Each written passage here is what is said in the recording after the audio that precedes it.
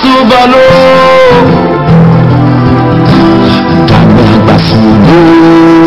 on doit se lever pour la victoire. Mena Gambia Basulo, on doit se lever pour la vérité. Gambia Basulo, on doit se lever pour le changement. Gambia Basulo, on doit se lever pour la paix. Pour la paix. On doit se lever pour l'égalité. Oh, oh, oh, oh. Et on doit se lever pour libérer.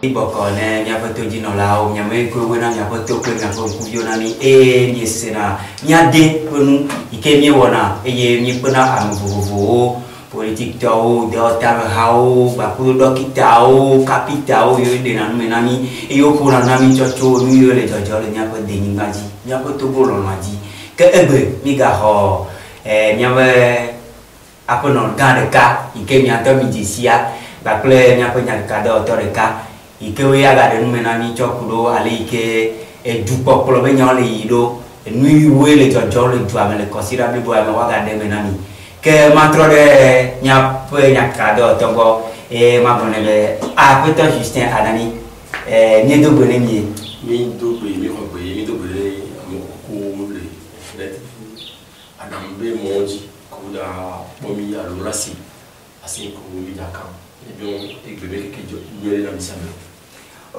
nyatro de nyanoga ika misia medisi yo yona be tamea varbe alaga de momenami nyano tamea mitogbe nya ko mito olela deko juame deke juame be mole yino nya da pe na pe to gan be mi fon egbe a de pe de a nya togbo do lorebe udo mu wakaga onya no ke nya kaga aklasu nígbàlẹ̀ udo tí a ń wù ní alẹ́kọ̀ọ́ náà kò mí àtọ́gbó bí ó lè gbé ẹ̀mẹ̀ mí lè sì gbé àkàgá ọ̀rìn ní mí lè jí lè yìí nílẹ̀kẹ̀bẹ̀ lánàá ló pọ̀ ẹ̀ lè tọ́ òun máa ń tọ́gbó.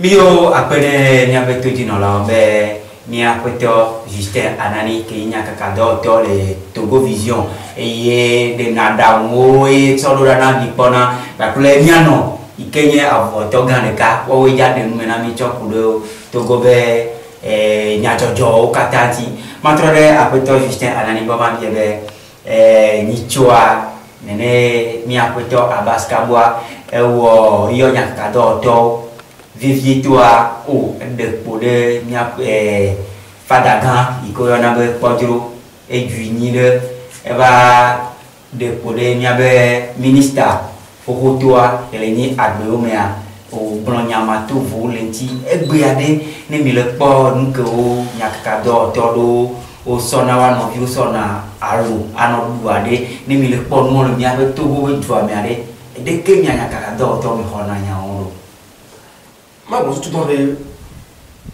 so karo me ya ma du da me lo le ya limba ya ko ma be nya o no lo wa be le te ya ni la ta pour résister ko be ni ya ko ka me la lo parce que mi di samelo ni ne mi avait fait au vidéo pour faire mieux iko soga fi boba le gbe aye e donc o ye juere de kia ko to ba mi disi on se bien mi e ju ko to ba mi do wa ko no ka pa me ni ko se lo ba no na ya be yo ya ba le pompo e ju ya be comme que ko no ja ko le du dia e ju abe se o la to tout monde après to go mi de ya il m'a beaucoup camé là mais il y avait les types mais on écoute toi et qui m'a beaucoup camé type dans les types voilà son pour que tout le doit tout pas sur le lido la société civile bien d'autres de que les lois et déjà on avait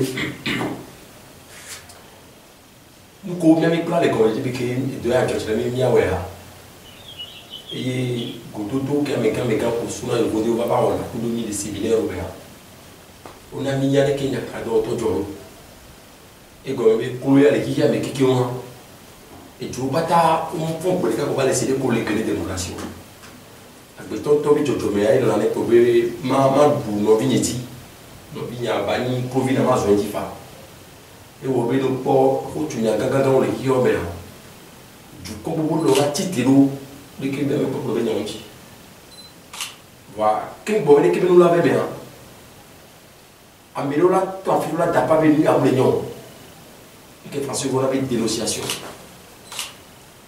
et to bo be ke be jo mo go be ave ni koduro pe kan wale to cho wa ifiolo ko tawo koduro pe koruna koduro chalo ile bon to chabe ele bebe america kodo koduna e america pe ni ti wa yesu kristo e o tu no de chobe do be su kan be yabe yabe ba wo ameni to chalo de doa o le su ko fiole ya a duenya e ya to na me ba no godo mele e ni ki avocat o be do baba le won voilà ko tu ya lo wanguru be biya ke mu le yo agbo be biya ke ya ke le jolo jo ameya ya to ko l'Afrique abi na pa di ele bo be ni nyewo tingo e fio be le ke lo abi ke lo do ya ka do be ya ka be do be lo seulement do ba yi ko be biya to bo la be biya ke jo a effectivement be ni jo le ke ta mi on fo ku ya ke jo be jo le be mo di ti tan le balo moto zebiya to ko be lo mo di de ke be yi do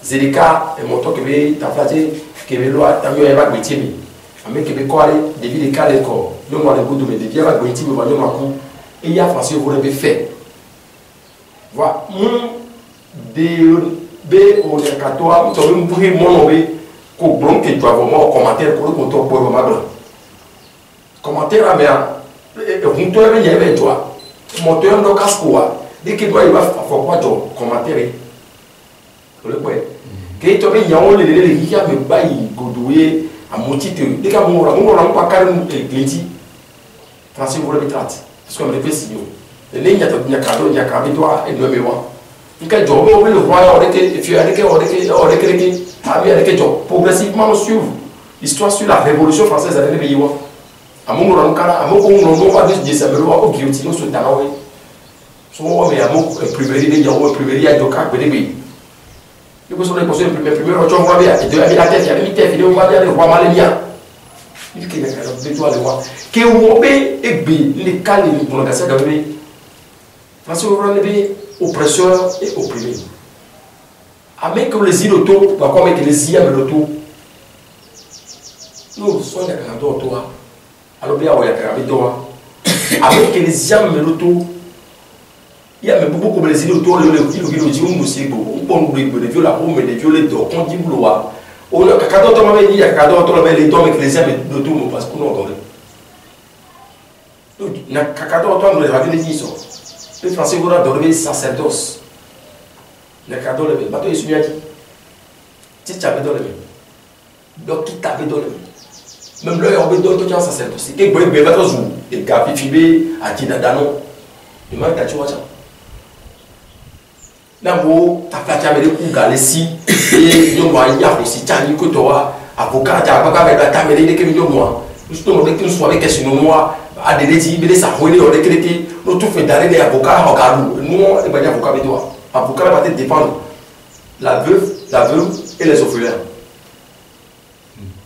donc ouais ba non ko na ko bio ma na grande idée ke mo be le mi avec tout ko ma pour toi mi le to parce que mille de d'or va bien que yo il y a le jusqu'au on va bêter ça va venir au bio licence ça va venir on va couteau qui ne mange couteau pas moi le cadeau alors tu as quand même donc niveau de quoi le cadeau il y a que ils m'ont dit ah que nous le possible à couteau là on va leur donner tu vois couteau dès que il y a couteau mais je dis bah il comme bah nous on se le montre mi quoi politicien autour là même venir là pas vélo ah ils sont en train de violer ramener bon et bien politique de droit et là d'actifs chat des partis politiques d'autres qui doivent là comme du milieu en sensibilisation à implanter les toits mais à mon décide tu as sauvé sur les validants bah moi on t'a pas les radios parce qu'on radio les à moi à mon bourré là on tourne non pas toi à moi gagner moi bah on t'a pas mis la coalition on ne écoute pas dis que maintenant quel est le goût parce que on est bien c'est parce que on discussion sur le dialogue on essaie de dire on est à moi il y avait il y a il y a des députés de filles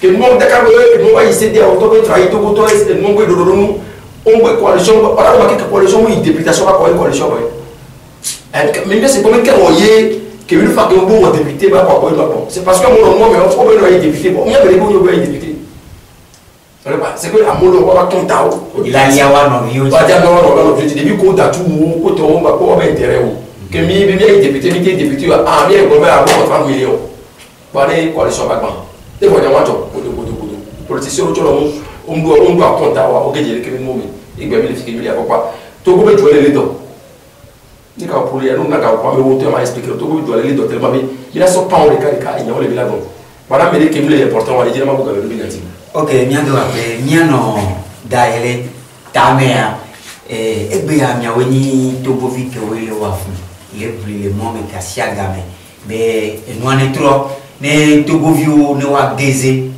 egbe ya de sokudo akobe nyanti ya de nya togo view wa de kemile pone ke jidudua ele wa akobe nyawo po nyakaka de dunya blon hole no be no wa tro wo recensement voir du doit le nommer révision électorale là. Journaliste. Dona garo me benya. Journaliste yo mi dina nyana me. Les compteurs au Poido, les Togo benya yame. Depuis 2010, alors depuis 2003 on y a glon. Kaka mon groupe de me yemi plore. Ekpeko, Niato Boba Kitani, dans le temps de l'UFC. Yemi dit ça, Tolomé, Kekembe, Fiché, les collègues n'ont quoi donc, on l'a non. Kake dit nous y a beaucoup, mi yako. On top pour nous que John. Eh bien, Niato Boba Kitani. Nia no vide les mecs bien. Et qu'on a un dodé, tiens, qu'on est dodé, dans le temps là, d'après, mais, soukoulou de me, va tout. Et n'y, et bien, nos vidéos, au coup, que mi les mêmes, pour papa, baba, qui t'a mis les désalés, centre collé, mon corps, les kékés, et qu'on l'a d'après, mais tant même, que n'y me le voit, c'est très risquant. On peut président les désalés, que garde les et Gomede, garde les 600. Garde-moi les nations. On se sort d'un ami, mais les lignes à bouer. Vous avez dit à Bé, mais ma recensement, et bien, encore badabada, on a des vieux 9 ans dans le temps, il peut aller jouer. Normalement, local est mis une soirée. Et moi, et nous avons Justin Blanfier. Mais c'est on va dormir, mais il y a une opposition législative. Il y a un manque de opposition. Il y a une locale, il y a Messia, mais toi, il y a la bagla. Que il y a à Fiona, nous avons autant Sénat. Dès si autant Sénat, il n'y a que tout temps, il y a son coup qu'on a mis. Local, elle laisse. Nous avons dit, il va donner au bord.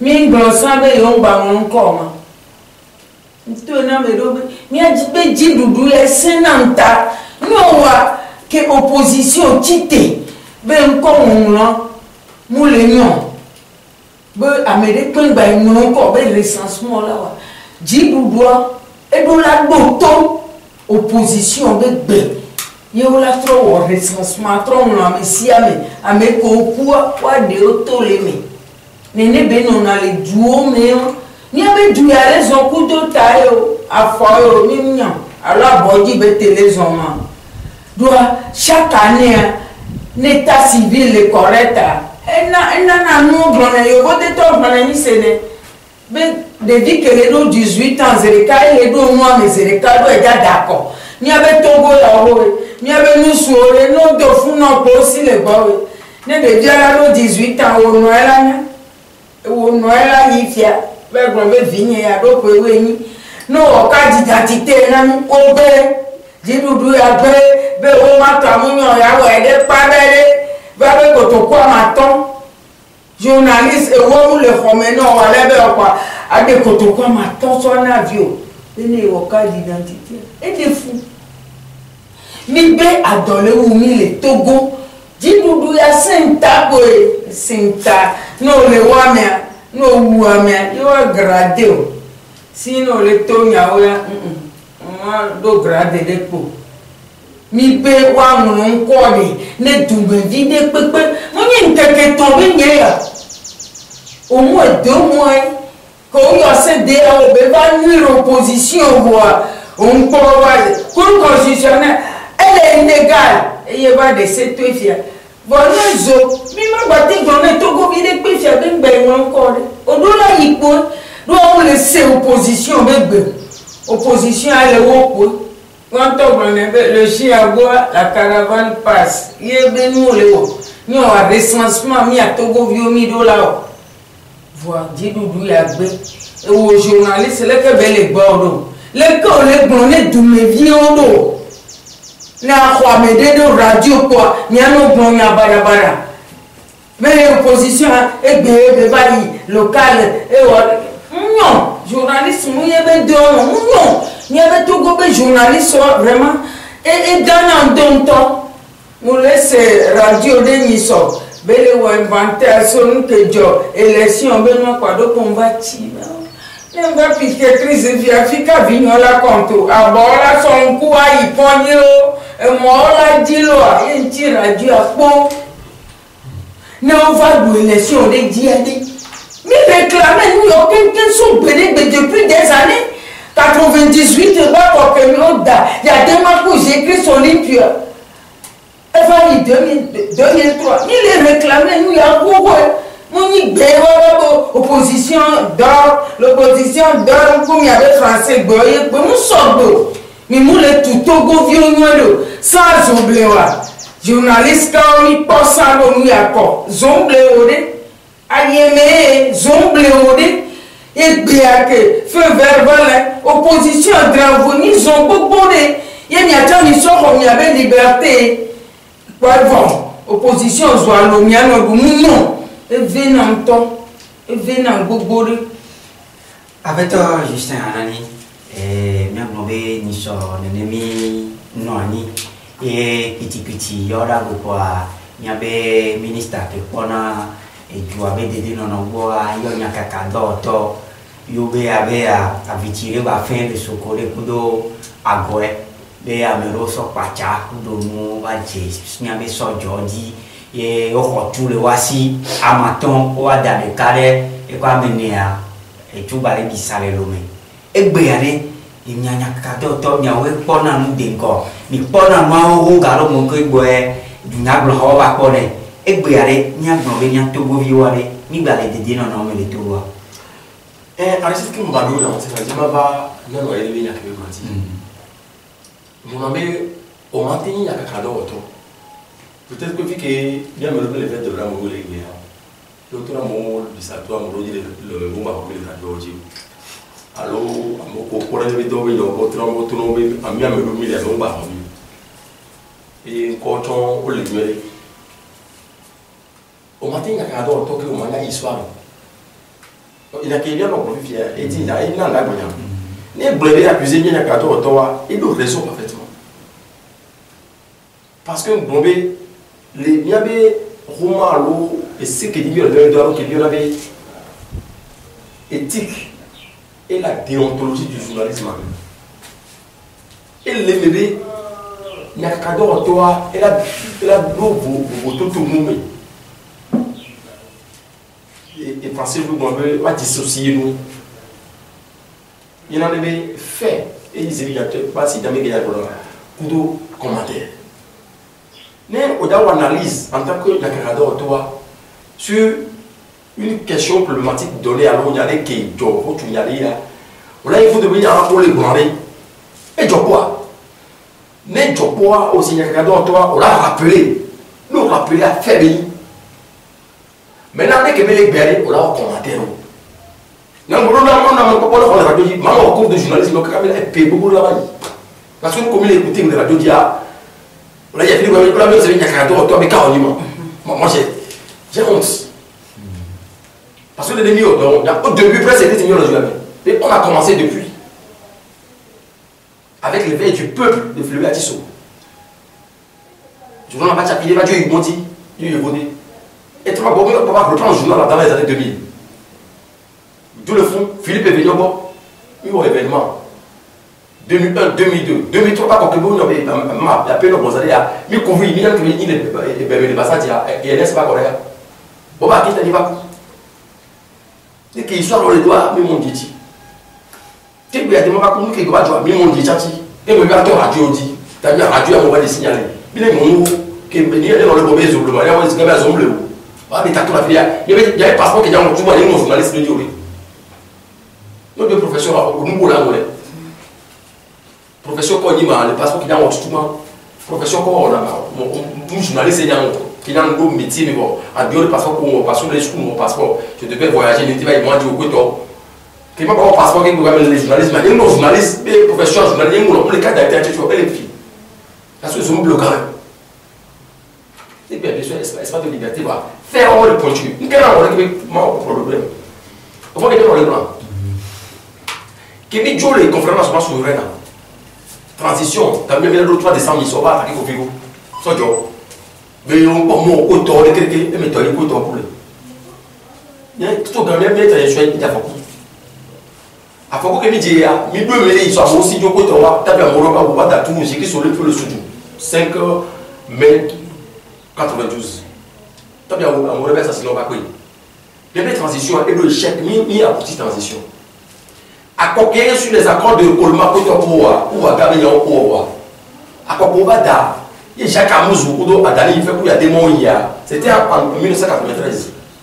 Et dès qu'on dit la campagne, il y a une campagne pour nos problèmes pour nos oppositions.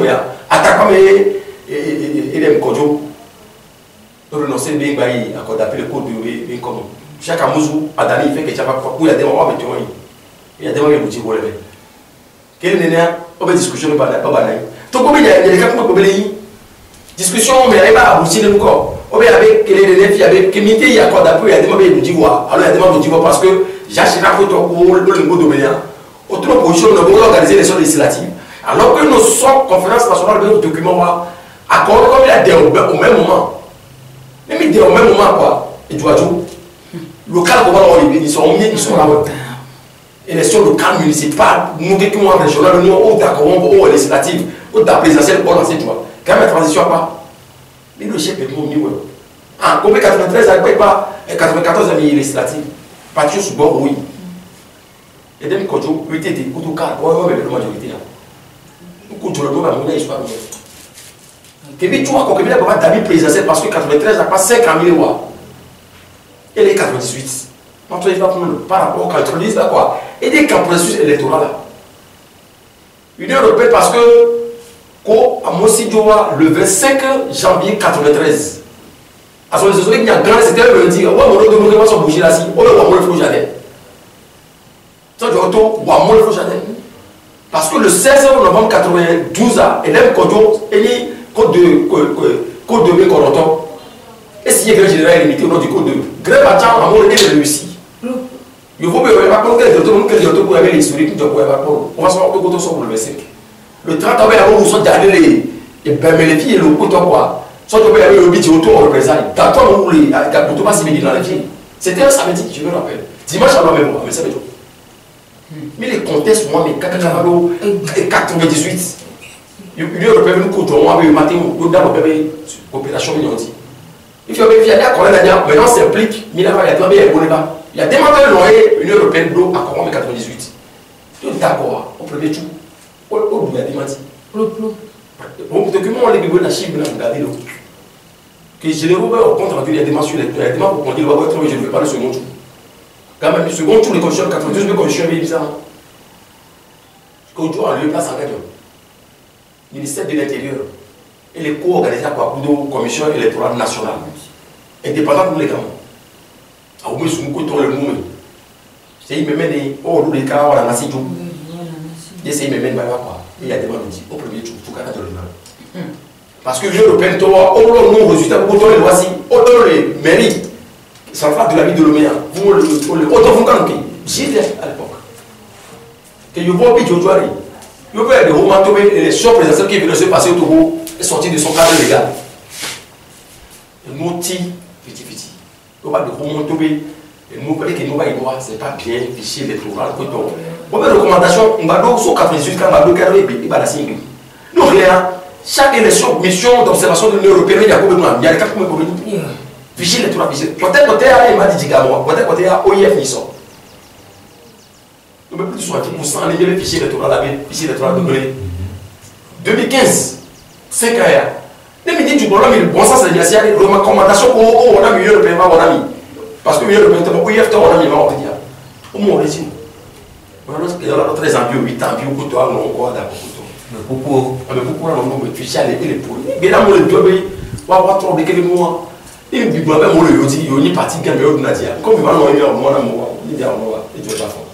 Et des mots, les Togo, il y a un autre, à mon avis, il soit là, parce que même problème, pour les locaux, par rapport à ce que tu as, même là, il y a un peu de j'avais dit, pour le ministre qui pense et des Européens, général, il y a des il y a beaucoup de cadeaux de nous pour le jour.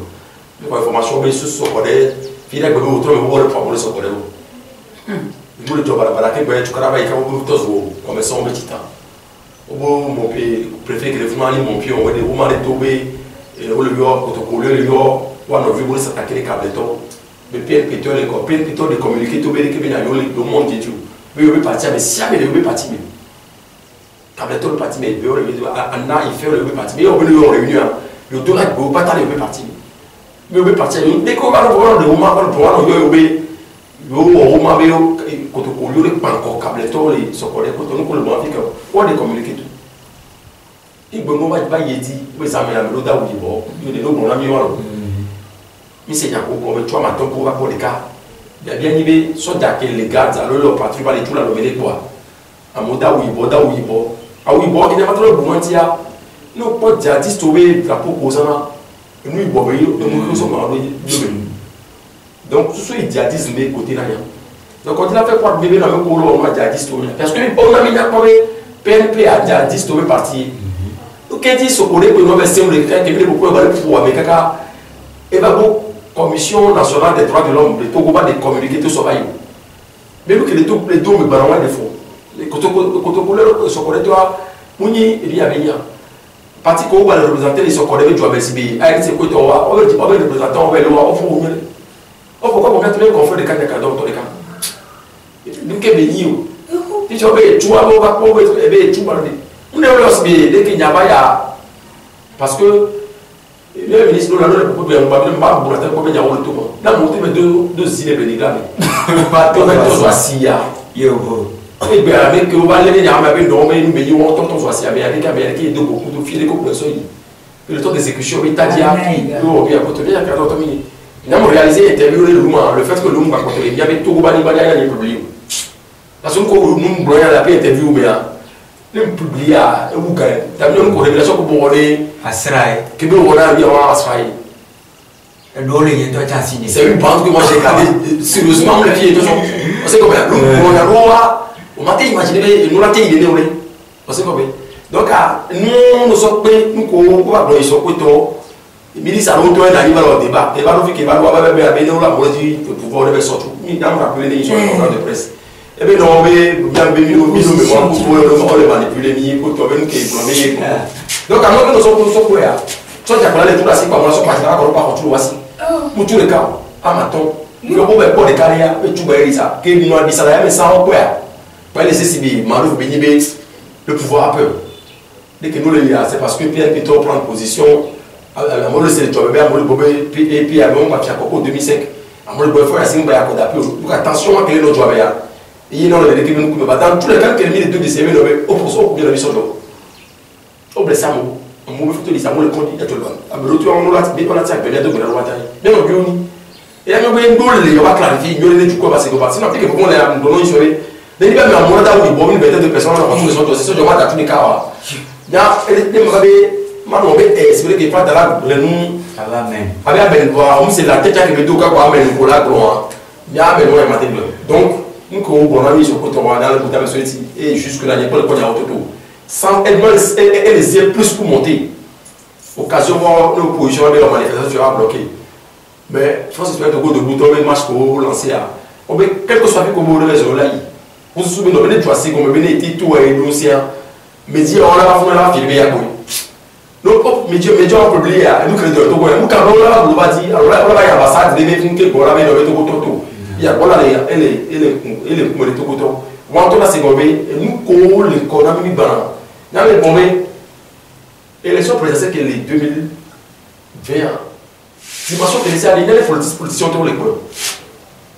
nous avons les médias beaucoup trop dit mais les situations de non-retour de bébé nommé et Arnold Schwarzenegger, américain, aujourd'hui il est sénateur. Et puis filmé dans le corps du victime combat. Donc, pas victime combat. Et les civils peut-être pour ça passe ou ça casse. Donc, quoi? Les pouvoirs peut-être réussir beaucoup de force, mais il nous dit 2005 ans. Ce qui veut dire que on les fait faire des partis politiques au retour. On les fait faire des associations de société civile on les donne des civils, on les programme. On me pense que les forces de sécurité le mouvement on l'a naïf. Parti politique au militant, beaucoup de millions, 2 millions, 3 millions à militants qui ont dessus. Ce que parti politique on peut dire autour on le pousse des cas. Voilà les liens, mais les projets de danger pour moi. Ce qui veut dire que dans le milieu de décimer, on peut pas les batailles politiques bien pour trouver voilà les sous. Donc, vu que les étudiants les bien à mon bien sous du problème, pour il y a tout compris. Mais ce ça j'avais un rôle pour le transition. Il faut les balayer, pas pour 2 ans. Les pouvoirs pas sur le là. Les temps de provoquer des dialogues, des discussions, sur le job de l'institution, mais il y a aussi. Les pas 2 ans après organiser accord. Bien le lever la réflexion, mais il ne faut pas venir balayer, nous loin. Bon, les moments de tout carabin, il y a des gens qui ont terminé nous. Puisque il y a que 2022 parce que nous comme les CM on se préparer mais là passer par leur passage en France.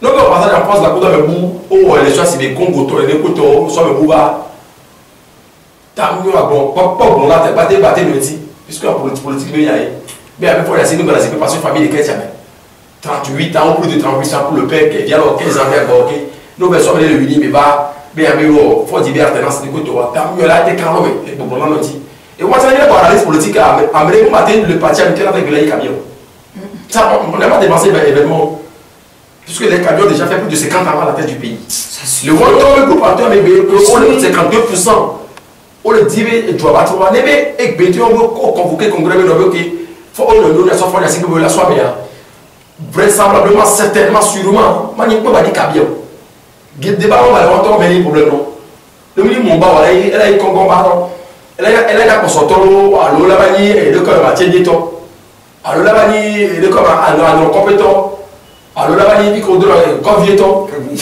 ainsi de suite donc débat on va voir mais quel problème qui est même des points géopolitiques à mon problème d'eau est difficile globalement les tous les caméras les télé des caméras on a tout ça c'est très dangereux c'est trop et il y a mis le courage à nos problèmes nous sommes et dès que tu avais problème dans le droit pays au soit déjà obligé de payer au FICA et les camarades dans le dominio au bas concours les NA ils sont le public de résultats le pas résultat pour publier au matin comprendre au concours les autres recrutement les médecins militaires le possible donc alors nous on est connu massivement non long amelo va tout le fier au voilà et nous les camarades les langues de Cuba va finir pour les à nous les tout bouton pour s'intéresser bien il y a plus de du même non donc cette situation là est tout bien elle est très très dangereuse ne apaisement là-bas en dérobé à l'auda où il bosse au Kachapo Toba et il y a des confirmations c'est comme si les théâtres de c'est combien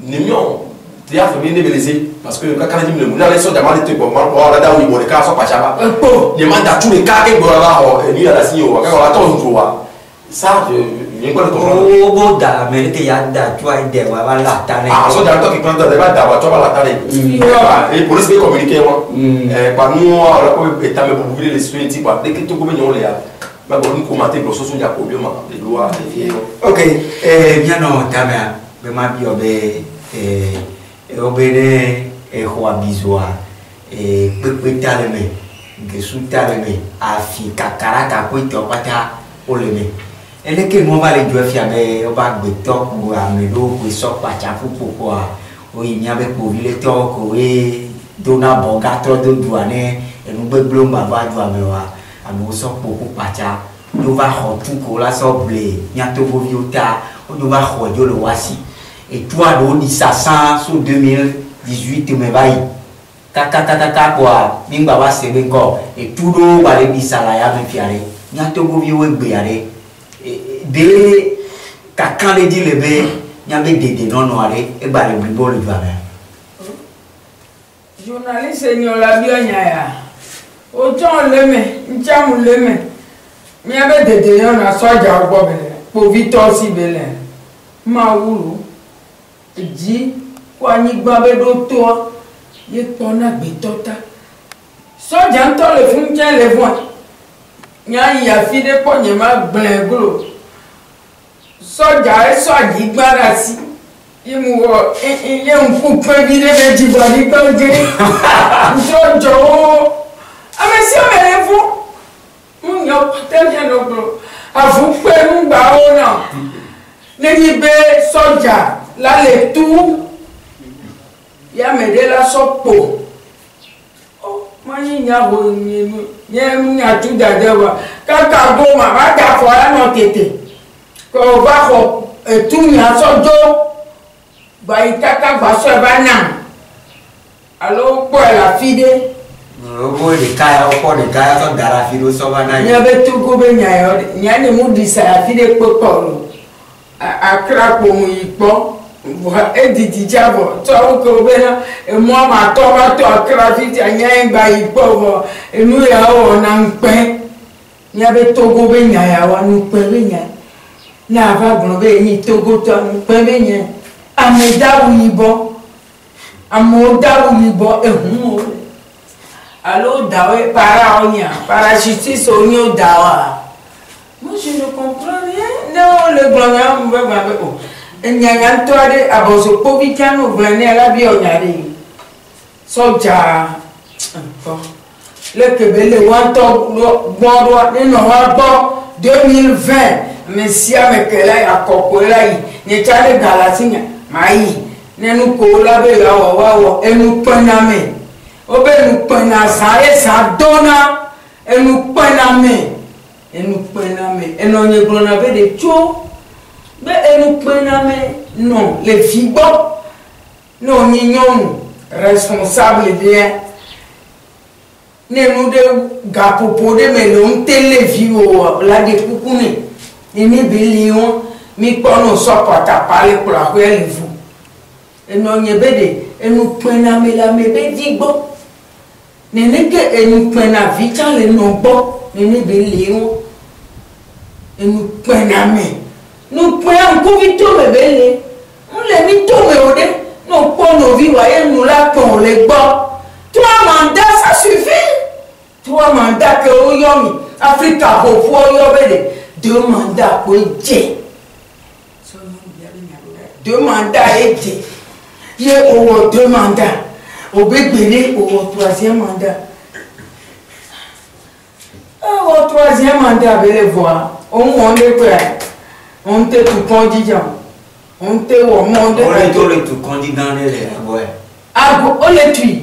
Quand je ne peux pas encore, ne me jette les lomé, ma bon, ma quoi, j'étais amateur à l'autre en pouffant, ma ya quoi, ma candidat, journaliste, mino tonyao, à candidat, à quoi pour non tout candidat, quoi, pas tout bouder le métier.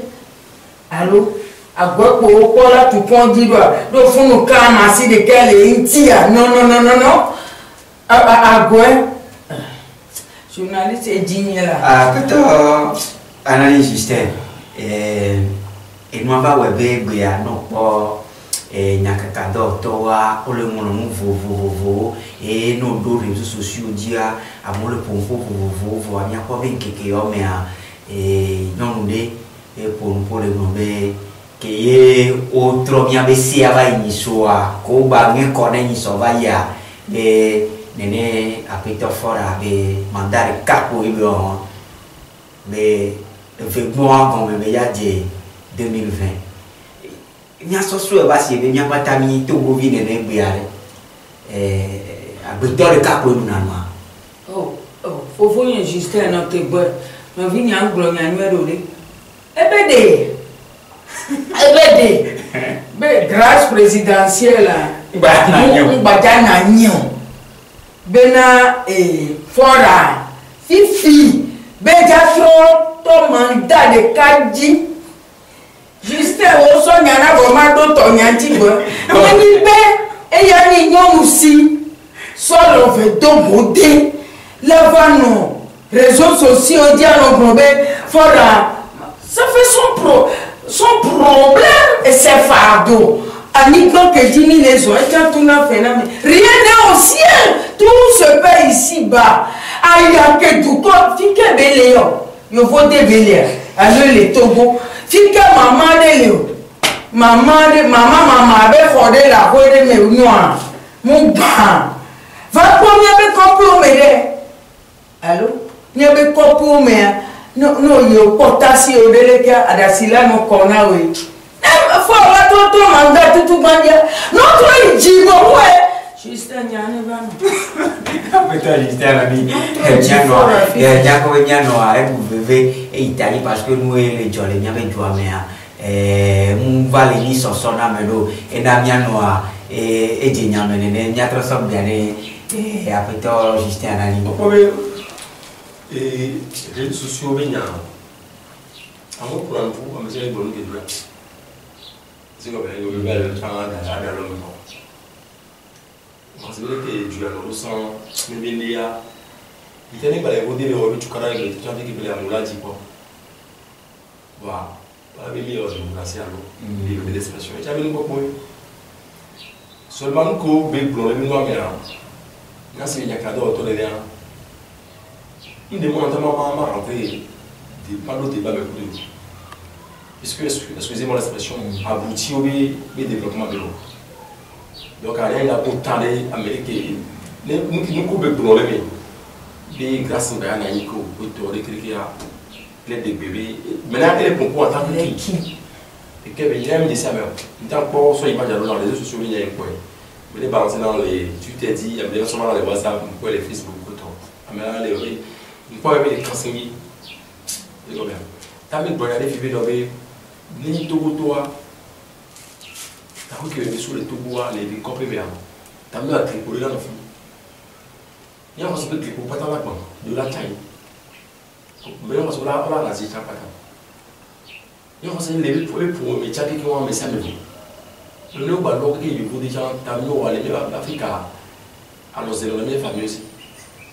T'as mis à raconter, il est tout pour le nez et puis et nous créons une rentrer dans la discussion avec les sous les limités et nous créons les blancs, les miens débat, les miens pas dire, les miens et nous débat, les miens pas dire, et il y a l'époque dans le Suède. Mais le corbeau, les traités à les huiles, mais mon père, pour les bâtons, les filles à côté. Il m'a jamais encore. Mais grâce à les lois, il y a les Yamamois, il n'y a pas de problème Yamamois. Il y a des sommets de constitution à un report, pour t'attaquer les deux. Et les Yam qui veulent y aller, ils vont être en mandat dire.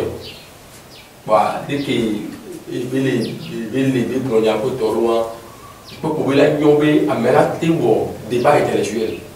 Comme ça m'a pas construit. Dans déjà bien n'avait pas avancé loin. Les bases nous comme les dossiers argumentaires solides, à l'argumentation solide. Oui, le débat là. Voilà, les réseaux sociaux, les pas beaucoup, pas d'Adembia. Ça, comme le mandatine bien, côté là, nous avons dit, il y a là, nous avons dit.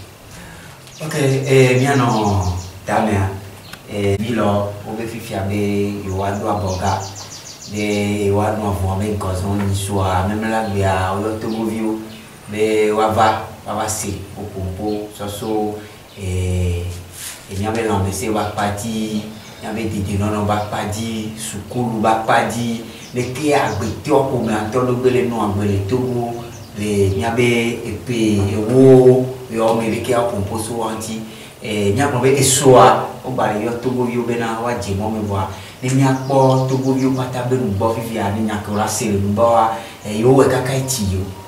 Mille il n'y avait pas papé et il n'y a qu'un ratio si bébé Togovi et la sorte de tout mener Togo vieux et trop. Oui, il y a la signe. Togo vide le globe et tia, et chauve monde. On ne pas. Nous de le tio, les co. On l'a voulu bien quoi. Mais des fois, la vont coller au royaume. Nous trop la voyons, mais tu veux. On nous dit qu'on les dit en théorie. Nous les dit vous. Liberté totale, on les dit les mais ma vo. Ne mouille pas dire. On est nanti que si belle qu'on a mis vivant, mais les un aîné. Nous, on donc à qui mouille pas. Cahier de visite, les noms sont dit pas. Et allez, on l'a eu. On a watiki à Néné. Néné au 28e siècle, il y a Néné les dions. Des vieux bagnards, ce qu'on nous viole les pas dominicains, Néné tous en dehors là, on les gris comme nous, on les voit, nous, on met à ma malade, sur Dieu, talent, bébé, ça va. On les nous gomme, nous, après, on met un bisou. Non, on a remis, bébé, tu connais, les tirs, on a remis.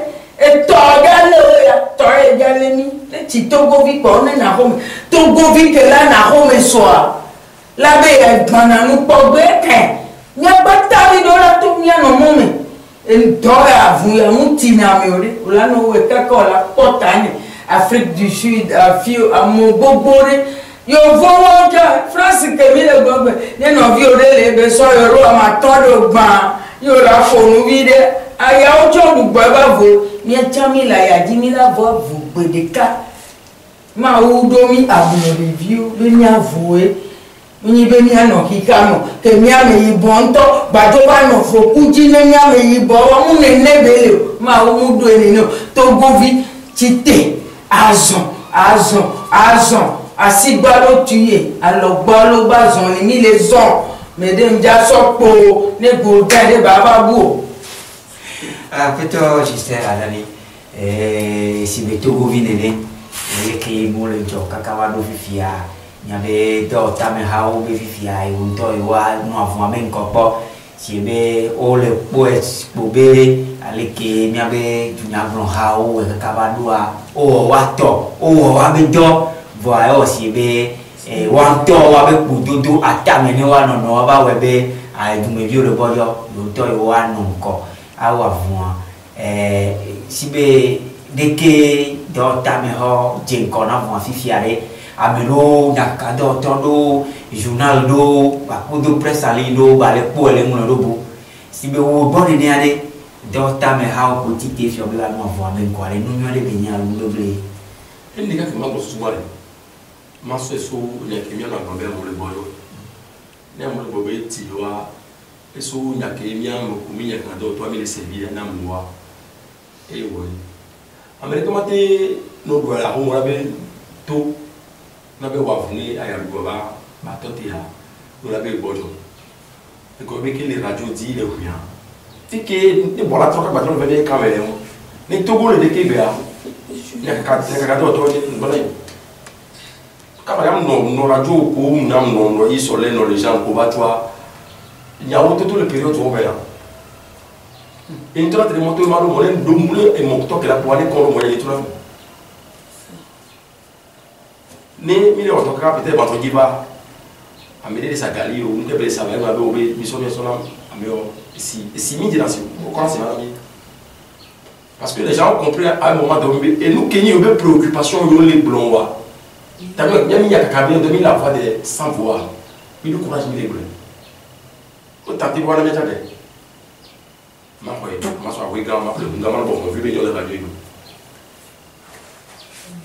ni ça veut que il y a cadeau auto radio pour sait que les radios sur la télévision s'il y a aka de médias politiques to réseaux en ligne et c'est moi le il a le côté on pouvoir te réussir kaka et avec le peuple là bah moi c'est comme me vie ko jaille on tira fou jaille la filière on m'a dit fou voilà fond attends constater nous qu'est moi jaille et préparer les pe ko kilo la tête de ya la de le moitié non maté dans les rangs pe ya a to so les ko jaille le pour nous voilà to kuma ka rien ko le bien jaille on va dire moi c'est comme mieux les mille bébés les to ko ti kami mi journaliste au plan pas dans quel boy à partir de la tête ya mais journaliste ont joué un grand rôle Et du coup, mais alternance va l'écouter, les journalistes ont joué un grand rôle. Notre doigt, on avait réussi le premier tour au premier lot. Et mais quand on a le premier, bon, on est tout est. Merci. Nous, les Togo, nous, nous allons C'est ça. Nous, les Togo, on constate que ça ne va pas, je ne peux plus continuer. Ma soeur parlait des images de Togo. On va plus bien dire le Togo. Vous voyez, tu as même Kenny, oppresseur. Même nous a dit, alors ce courant de transmission, il y a un cassé de joie. Et il y a un cassé aujourd'hui. Par rapport à nous, c'est que la société civile commence avec comme une débat. C'est parce que nous qui nous avons servi dans le monde, il y a des partis politiques qui ont échoué. Et l'on va la mauvaise temps, les partis politiques ont été en train de voir des côtés, il y a même beaucoup de gens. Et là, quand on a souvent, il y a beaucoup de gens qui vivent. Il y a encore. Nous avons encore des partis politiques comme le Mollet. Nous avons encore des partis politiques d'Ové. Puisque en réalité, une société civile, il y avait 2000 expliqués non les là. Une société civile dans une république allée. François Hollande le contre-pouvoir béni. On avait acteurs non étatiques. On a dans cette opposition qui devait. L'opposition sont bonnes, nous qui nous le citer à moi. L'opposition n'a pas payé, ça ne va pas. Au bout du conduit, les tickets à 1000 francs récent. À un moment, il conduit pour constater les tickets à 1200 dans le mois. Parti politique là des romans tout le d'accord parce que le tu peux pas gouverner avec l'homme parce que ce sont le pas qu'on joie yo me dit société civile là des romans tout le contact moi dit moi par rapport au parti politique société civile là pour moi il y a les cas différence qu'elle est d'accord à nos collègues société civile bien quoi qu'on y acteur non étatique on dit à les hommes là il faut déposer candidature mais marque pour le jour bon mais qu'il y a des partis politiques mais les bien connaît la condamnation est municipale, et là, nous avons une différence à quoi. Donc, les Bénin comprennent bien la République est en danger, il va prendre position, mais nous allons changer le fichier, il y a un peu ainsi de suite, on va tout récemment, Monseigneur de tout, il y a beaucoup de tout. Famille de camarades, on doit bien avoir 4 mandats, même les hommes, ils comptent 4 mandats. Il y a des acteurs non étatiques qui ont cassé la société civile. Moi, je suis contre. 4e mandat de Fondé Silla, je suis contre. Moi, j'ai raconté, le professeur juriste au Milan, il sont en Dogoulou, il va bon, la non-retroactivité de la loi Benyakoto. On doit expliquer un juriste quand même, il y a mini juriste, perpétraté, constitutionnel, mini oré. Peut-être que même pas faire des déos, mais prendre son société, même pas tous les cas, les gens prendre son métier. Et c'est le peu qu'il y a les applications immédiates. Moi, par exemple, il y a des cas. Dans les années 2002, parents de militaires, il y a des matériels violés. On modifie la Constitution à l'Assemblée. On sautait le verrou de la Constitution. Élection 2003, c'est dans quelques mois. 2003, on peut nommer, puis on sautait le verrou. Il y a des mecs à côté, très bien, ça veut dire que toute loi est d'application immédiate. Seulement, les lois pénales, où on peut dans notre droit agir, vous avez, et c'est que la première, il y a des conditions les plus douces et agir là. Je m'explique. Et nous connaissons les lois pénales. Nous avons des pifiers. Et là, non, et gamé. Et puis, au travail, nous d'abord, les dates de Siadi Bia. Mais nous avons fifi pour là, et gamé au travail. Nous avons dit, ton rassant, nous avons cacalété vivre pour solo fifi, avec fifi soit. Et là, nous gamé au travail. La Québec retrouve la Chine on va comme on va on va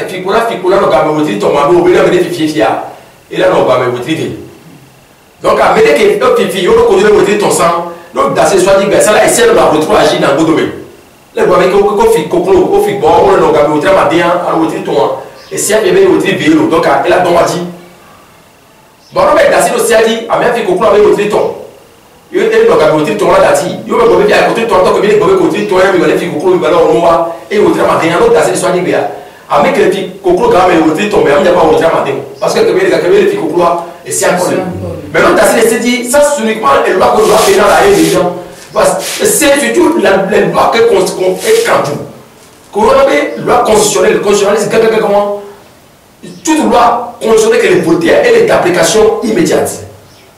on va tout même le bébé boy qui depuis avion du monde comme que il m'a oh et dans le boy dit moi le bébé boy on laisse venir tout le blé bébé boy pour être tout le mandat dia il a dit et nous que le tout on le doit et nous que j'ai honte parce que nous doit maintenant les sur pour nous que mia et bien il constater il y avait tout gobe yawa à mon connu université intellectuelle de on le provoquer débat mais tu journaliste sur le débat tu avais débat au moment où je suis au gouvernement, quand on est à rapport de ça, il va dire on n'a pas le bon bébé, excusez-moi le terme.